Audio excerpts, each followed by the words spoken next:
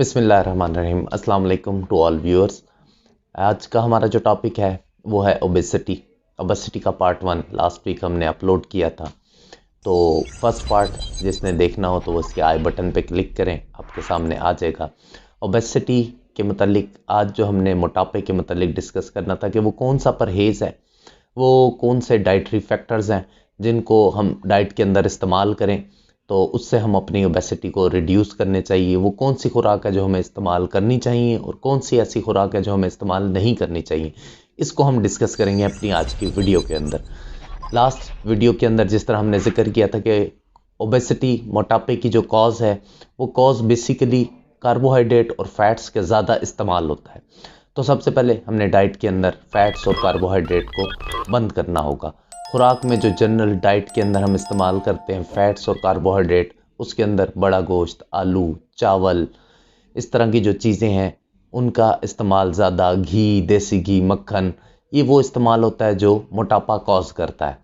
और इसी को अगर हम ले जाएं, हमारे जो बेकरी प्रोडक्ट्स होते हैं जिसके अंदर हम रूटीन के अंदर इस्तेमाल करते हैं, जो ब्रेड हो गई, बन हो गया, पेस्ट्रीज़ हो गई, मुख्तलिफ बेकरी आइटम और प्रोडक्ट्स हैं, उन तमाम प्रोडक्ट्स का इस्तेमाल जो है वो हमने अपनी खुराक के अंदर कम करना है।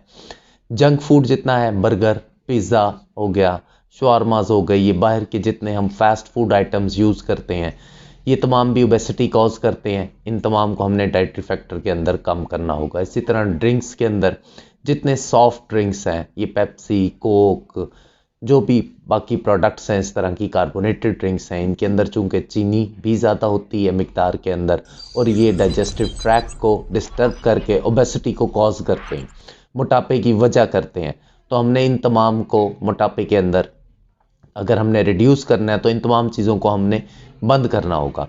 और इसके पैरेलल जो डाइटरी फैक्टर्स जो हैं जो हमने इस्तेमाल करने हैं अपनी डाइट के अंदर, तो हमने अपनी खुराक के अंदर वाइट मीट में जैसे मछली का हम इस्तेमाल, छोटे गोश्त का इस्तेमाल, इन चीज़ों का इस्तेमाल कर सकते हैं। फ्रेश वेजिटेबल, ग्रीन लीव्स की जितनी भी सब्जियां हैं वो तमाम सब्जियां इस्तेमाल करने से आप ओबेसिटी को रिड्यूस कर सकते हैं। फ्रूट्स, फ्रेश फ्रूट्स को, इस तरह जूस जो डब्बे में होता है जूस, उस जूस को इस्तेमाल नहीं करना।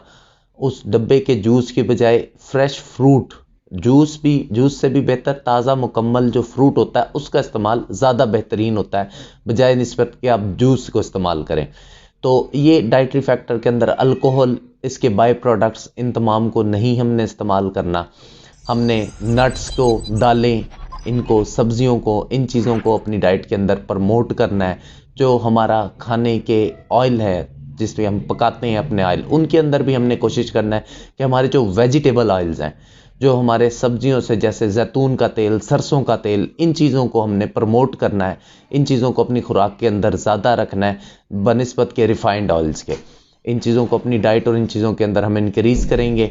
और उसके अलावा सबसे ज़्यादा डाइटरी शेड्यूल्स, कि हम शेड्यूल के अंदर जो जनरली रात को खाना खाया उसके बाद हम सो गए फौरी तौर पे, सुबह नाश्ता नहीं किया, तो वो शेड्यूल में हमने अपना नाश्ता अर्ली मॉर्निंग टाइम से अपना नाश्ता करें। उसके बाद दिन का ब्रेकफास्ट लें, रात को लाइट डाइट लें, उतनी लें जितनी आप डाइजेस्ट कर सकते हैं। वॉक करें। एक्सरसाइज बहुत कंपलसरी है। एक्सरसाइज इसलिए कंपलसरी है कि एक्सरसाइज से आपकी बॉडी का ऑक्सीडेशन लेवल इंक्रीज होता है, जिसकी वजह से आपका मेटाबॉलिज्म बॉडी का इंक्रीज होता है और आप अपने फैट्स रिड्यूस कर सकते हैं। तो एक्सरसाइज के अंदर जितना आपकी साइकिलिंग हो गई, वॉक होगी, वॉक जनरली कहा जाता है 9,000 से 11,000 कदम, ये आपने चलने हैं। 9,000 से 11,000 कदम कम से कम 30 से 45 मिनट की वॉक बनती है। हमारे यहाँ जनरली कुछ लोग कहते हैं कि जी हम तो सारा दिन काम करते हैं तो वही हमारी एक्सरसाइज।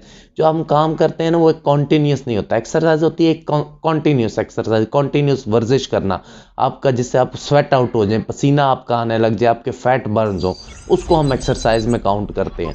ये जो हमारी एडिक्शंस आजकल बन गई हैं, टीवी की, मोबाइल की, कंप्यूटर्स की, मोबाइल और कंप्यूटर तो जनरली कुछ लोग तो कहते हैं कि हमारा वर्क है, काम की हद तक आप इस्तेमाल करें, लेकिन कुछ लोगों के अंदर एडिक्शंस हैं कि वो गेम्स भी इसी के ऊपर हो रही हैं, मूवीज़ भी इसी के ऊपर हो रही हैं। तो उससे क्विट करके हम साइकिलिंग, वॉक, इन तमाम चीज़ों को हमने अपनी लाइफ के अंदर प्रमोट करना होगा। जब हम ये प्रमोट करेंगे तो हम अपनी ओबेसिटी पे काबू पा सकते हैं। कुछ ऐसे हमारी बॉडी के अंदर हार्मोन्स हैं जो इन्वॉल्व हैं ओबेसिटी के लिए। उसके अंदर जो कुछ मेन हार्मोन है, उसके अंदर लेप्टिन, आपका एंड्रोजन, एस्ट्रोजन, ग्रोथ हार्मोन, ये वो स्पेसिफिक आपके हार्मोन है, और इंसुलिन जो आपका ओबेसिटी के अंदर इन्वॉल्व है, रोल है। इनमें इंसुलिन एक जो है वो पैंक्रियाज से जो है सिक्रीट आउट करता है, और पैंक्रियाज बेसिकली जो इंसुलिन को सिक्रीट करता है बॉडी मेटाबॉलिज्म को कंट्रोल करने का काम करता है। उसके अलावा बाकी तमाम हार्मोन जो हैं वो पिट्यूटरी ग्लैंड और हाइपोथैलेमस कंट्रोल करता है। तो इसमें से इम्पोर्टेंट सबसे जो है वो लेप्टिन हार्मोन है। लेप्टिन हार्मोन बेसिकली जिस्म में एडिपोज टिश्यू जो जिस्म की है, एडिपोज हम कहते हैं जो फैट से बने हुए टिश्यूज हैं, वो सिक्रीट आउट करता है। हाइपोथैलेमस इसको कंट्रोल करता है, और इसका जो बेसिक पर्पज है ये आपकी बॉडी के अंदर हंगर लेवल को कंट्रोल करता है। आपका भूख का जो लेवल है उसको कंट्रोल करता है। अगर लेप्टिन आपका इंक्रीज होगा तो आपकी भूख कम लगेगी, अगर लेप्टिन आपका कम होगा तो आपको भूख ज़्यादा लगेगी। लेप्टिन इंक्रीज करने के लिए जितने सिट्रस फ्रूट हैं, specially blueberries, strawberries, citrus fruits, ये तमाम चीज़ें हेल्प, इसीलिए सिट्रस फ्रूट्स का कहा जाता है कि सिट्रस फ्रूट्स जितने भी हैं आपके, वो आपकी ओबेसिटी को रिड्यूस करते हैं। और इसके साथ ही intake of water, intake of water बहुत कंपलसरी है, सिर्फ ओबेसिटी के लिए नहीं, आपकी बहुत सी बीमारियों, किडनी डिजीजेज, आपका कार्डियोवास्कुलर डिजीजेज, क्योंकि जब ओबेसिटी होती है तो कोलेस्ट्रॉल लेवल इंक्रीज होता है, आपको एथेरोस्क्लेरोसिस, मल्टीपल डिजीजेज का साथ, जबकि वाटर इनटेक आपको बचाता है इन तमाम चीज़ों से। नॉर्मल रूटीन में 10 से 12 गिलास पानी आपको पीना चाहिए, और उसके अलावा आपके पानी की बाई प्रोडक्ट्स जिसपे आप कहवा कहते हैं, कहवा आपके लिए हेल्पफुल है, सौंफ का कहवा आपके लिए हेल्पफुल है। इन चीज़ों को आपने डाइट के अंदर प्रमोट करना है, वो तमाम प्रोडक्ट्स को जो भी बताई गई जो ओबेसिटी रिड्यूस करती हैं और जो पैदा करती हैं, उनको बंद करना होगा। इसके बाद है होम्योपैथिक सिस्टम के, होम्योपैथिक मेडिसिन का क्या रोल है ओबेसिटी के अंदर। एक बहुत वाइटल रोल है होम्योपैथिक रेमेडीज़ का। होम्योपैथिक एक बहुत इंपॉर्टेंस है, लेकिन होम्योपैथिक के अंदर साइन एंड सिम्टम देख के, कॉजेशन देख के, कॉन्स्टिट्यूशन, मियाज्म देख के दवाई को सिलेक्ट किया जाता है। जिस तरह प्रीवियस जो हमने वीडियोस अपलोड की उसके अंदर भी बताया है कि आपने सेल्फ प्रेस्क्रिप्शन नहीं करनी, खुद से अद्वियात नहीं लेनी, दवा आपने करीबी मुस्तनद होम्योपैथ से ही रिकमेंड करवानी है। कुछ जो हमारी अहम अद्वियात हैं जिनका ओबेसिटी के अंदर बहुत अच्छा रोल है, उनको यहाँ पर मैं बताता जाऊँगा, ताकि आपको होम्योपैथिक सिस्टम, होम्योपैथिक मेडिसिन का ओबेसिटी के अंदर जो फ़ायदा है वो पता चल सके। तो हमारी पहली दवाई जिसे मैं बताना चाह रहा हूँ वो है Calcarea carb. Calcarea carb basically एक कॉन्स्टिट्यूशनल रेमेडी है, एक साख्ती अद्वियात है। इसके मरीज़ की साख्ती ये होती है कि उसका फ्रंटल सुचर, यानी फ्रंट जो है सर उसका थोड़ा सा बड़ा होता है, जो फ्रंटल सुचर है वो ओपन होते हैं, और पेट बाहर को निकला होता है। लेकिन इसका जो पेट निकला होता है वो होता है पिलपिला, फ्लैबी, नर्म किस्म का। तो इस दवाई का बहुत बड़ा रोल है, स्पेशली एब्डोमिनल फैट्स के लिए, और स्पेशली पोस्ट डिलीवरी के लिए। जिन ख्वातीन की डिलीवरी हो जाए और उसके बाद पेट के ऊपर जो उनके फैट्स इकट्ठी हो जाती हैं, वहाँ पे कलकेरिया कार्ब बहुत अच्छा काम करती है। उसके बाद हमारी दूसरी दवाई है नेट्रम्योर। नेट्रम्योर हमारी सोडियम क्लोराइड, आम खाने के नमक से बनती है ये दवाई। नेट्रम्योर एक साख्ती अद्वियात, इसकी कॉन्स्टिट्यूशन भी एक स्पेसिफिक है, और इसकी कुछ मखसूस अलामात हैं, क्योंकि एक तो नमक से बनती है तो साल्ट कैर्विंग इसमें बहुत ज़्यादा होती है, नमक की ख्वाहिश बहुत ज़्यादा होती है। इसका पेशेंट को सूरज की रोशनी बर्दाश्त नहीं होती। इसके पेशेंट ज़्यादातर गम के बदअसरात, लॉसेस के बैड इफ़ेक्ट, बिजनेस का लॉस हो गया, दुख, इन चीज़ों के बैड इफ़ेक्ट्स की वजह से जो एलिमेंट्स आते हैं उनके लिए नेट्रम्योर इफेक्टिव है। और जो इसका भी बताया कि इसकी स्पेसिफिक साख्त, वो साख्त ये है कि इसकी अपर बॉडी एमेसिएशन, कि ऊपर से मरीज़ इसका दुबला होगा, नीचे से उसका जिस्म फूला होगा। तो इस बुनियाद के ऊपर नेट्रम्योर का कहा जाता है कि स्पेशली थाई और बटक्स, यानी हिप्स पे जो फैट्स हैं और थाइस पे जो फैट्स हैं, उनको रिड्यूस करने के लिए बहुत ज़्यादा हेल्पफुल है ये रेमेडी अपनी स्पेसिफिक सिम्टम्स के साथ। इसी के पैरेलल हमारी दूसरी दवाई है लाइकोपोडियम क्लेवेटम। लाइकोपोडियम क्लेवेटम का भी यही कहा जाता है कि हिप्स और थाइस के फैट्स के लिए बहुत ज़्यादा इफेक्टिव है, जो ऑथर्स लिखते हैं। लेकिन इसके अंदर स्टमक की इंडाइजेशंस पाई जाती हैं, कब्ज़ पाई जाती है, मैदे में खुराक का हज़म ना होना पाया जाता है। और जिस तरह नेट्रम्योर के अंदर नमक की ख्वाहिश है, लाइकोपोडियम के पेशेंट में मीठे की ख्वाहिश ज़्यादा है, ये मीठी चीज़ें ज़्यादा खाता है, ये अपना जो है पानी, खुराक, ये भी गरम गरम पीना पसंद करता है।